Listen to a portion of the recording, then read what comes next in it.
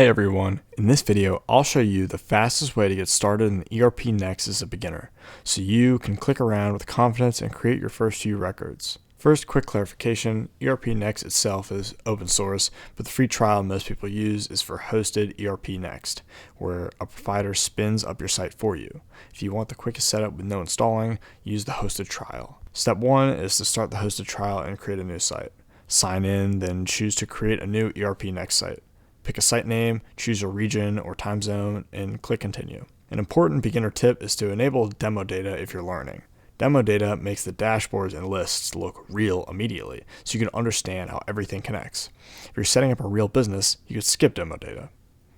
Quick UI tour so you don't get lost. On the left, you have modules like accounting, selling, buying, stock, CRM, projects, and more.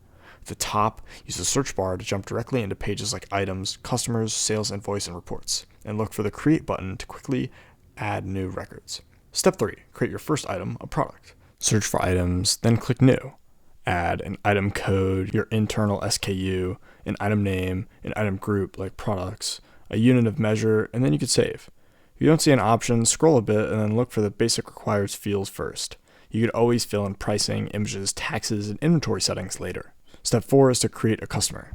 Search customers, click new, and then add the customer name and save. Now you have something you could actually invoice. Step 5 is to create your first sales invoice.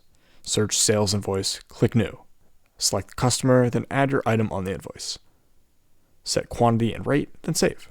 If you're just testing, you could keep it simple and focus on the flow. Customer, item, invoice. Step 6 is to view a basic report or dashboard.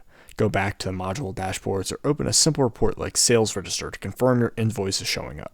Some quick common hiccups are, if pages look empty, you probably didn't enable demo data or you haven't created any records yet.